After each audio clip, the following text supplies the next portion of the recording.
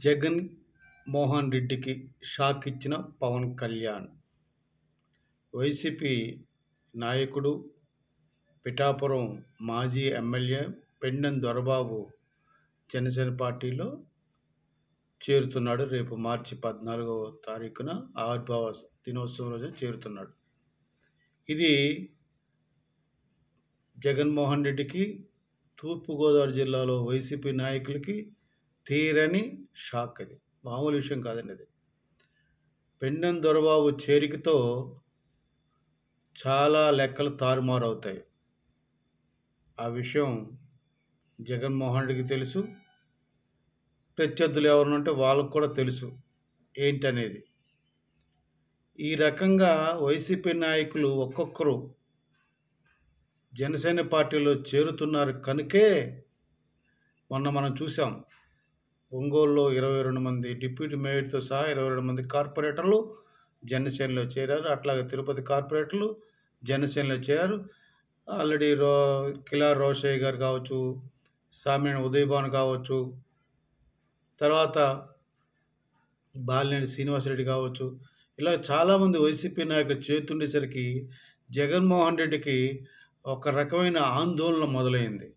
ఆందోళనలో ఏమీ చెయ్యలేక తను మాట్లాడడు, తనకు మాట్లాడే ధైర్యం లేదు, చేతగానితనం కనుక ఇటువంటి ఎవడో దువ్వాడ శ్రీనివాస్ గారు, లేకపోతే పోసాని కృష్ణమురళి, ఈ కొంతమంది రోజా కూడా అంతకు ఎక్కువ మాట్లాడలేదండి.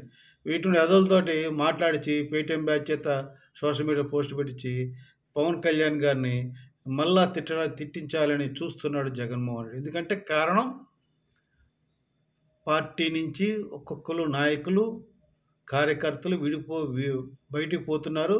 రోజు రోజుకి వైసీపీ పార్టీ పతనం అయిపోతుంది, ఉంటుందో ఉండదో స్థాయికి వెళ్ళిపోతుంది భయపడుతున్నాడు జగన్మోహన్ రెడ్డి. ఇది వాస్తవం అండి. ఇలా ఒక్కొక్కరు జనసేన పార్టీలో వైసీపీ నేతలు చేరుతుండేసరికి జగన్మోహన్ రెడ్డి జీర్ణించుకోలేకపోతున్నాడు, తట్టుకోలేకపోతున్నాడు. అందుకే పవన్ కళ్యాణ్ గారిని టార్గెట్ చేయాలని తన యొక్క పేటీఎం బ్యాచ్కి డబ్బులు ఇచ్చి మరీ మొదలుపెట్టాడు. పవన్ కళ్యాణ్ గారు వైసీపీ పార్టీని అధపాతాలను తొక్కుతానని చెప్పి 11 సీట్లు పరిమితం చేసిన జగన్మోహన్ రెడ్డి కానీ, వాళ్ళ వైసీపీ నేతలు కానీ మారుతున్నట్టు ఎక్కడా ఏమాత్రం కూడా స్పృహలో ఉన్నట్టు లేదు వాళ్ళకి. ఎందుకంటే ఇంత జరిగిన ఎక్కడ 151 సీట్ల నుంచి 11 సీట్లు పడిపోయినా, 51% నుంచి 39% ఓటు శాతం పడిపోయినా బుద్ధి జ్ఞానం మారలేదు, బుద్ధి వికసించలేదు. ఏమాత్రం కూడా బుద్ధి రాకపోవడం చాలా శోచనీయం, బాధాకరమైన విషయం. ఎందుకంటే చాలామంది ఆ జగన్మోహన్ రెడ్డి, రాజశేఖర రెడ్డిని నమ్మి ఉన్నారు పార్టీలు చాలామంది. వాళ్ళకి ఇది చాలా ఏమంటారు, ఆశని పాతం అయిపోతుంది. పవన్ కళ్యాణ్ గారిని వ్యక్తిగతంగా దూషించబట్టే జగన్మోహన్ రెడ్డి ఈ రోజున ఈ స్థితికి వచ్చాడు. అతను 2019 ముందు నుంచి కూడా అడ్డగోలుగా మాట్లాడాడు, మామూలుగా మాట్లాడలేదండి. తర్వాత ముఖ్యమంత్రి అయిన తర్వాత కూడా కేవలం ఆయన్ని భార్యల గురించి మాట్లాడి తప్పితే స్కూల్ పిల్లల దగ్గర కూడా ఎంత దారుణం ఉండేది.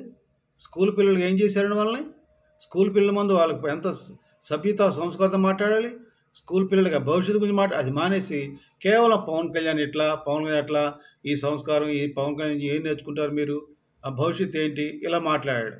మరి ఈ ఎదవలో దువ్వాడ శ్రీనివాస్ గారు చేసిన పని ఏంటి, ఆడు పోసానం కృష్ణమురళి మాట్లాడిన భాష ఏంటి, ఇవన్నీ ఏంటి ఇటువంటి భాషలు రోజు అట్లా మాట్లాడుతుంది. ఆడు ఎంపీ గాడు గుట్టవూడి న్యూడి విడి తీసుకున్న చదవ వాళ్ళ ఏంటిది, ఇంత నీచంగా ప్రవర్తించే జగన్మోహన్ రెడ్డిని ఏం చేయాలో ప్రజలు నిర్ణయించుకోవాలండి. ఎందుకంటే పవన్ కళ్యాణ్ గారిని పర్సనల్గా అన్నాడు కనుకే పవన్ కళ్యాణ్ గారి కోపం వచ్చింది. ముఖ్యంగా జనసేన వీరి మీద కోపం వచ్చి ఆ కోపాన్ని ఓటు ద్వారా తీర్చుకొని మన వైసీపీకి 11 సీట్లతో పరిమితం చేశారు.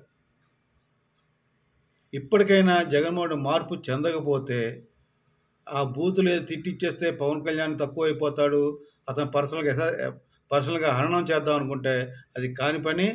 పవన్ కళ్యాణ్ గారి స్థితపజ్ఞులు, ఆయన కారణజనులు, ఆయన అభిమానులకు కూడా పవన్ కళ్యాణ్ గారు చెప్పారు, మీరు ఆవేశపడకని చెప్పాడు. మనం ఏదైనా ఓటు ద్వారానే కసి తీర్చుకోవాలి, పగ తీర్చుకోవాలన్నాడు. అలాగే మేము ఏదైనా కూడా అలాగే చేస్తాం. జగన్మోహన్ రెడ్డి గుర్తుపెట్టుకో, నీకు బుద్ధి రాకపోతే నెక్స్ట్ నువ్వు సున్నా, నీవు కూడా గెలవని, నీ వైసీపీ పార్టీ ఉండదని ఈ వీడియో ద్వారా హెచ్చరిస్తున్నాను. జై జనసేన, జై హింద్.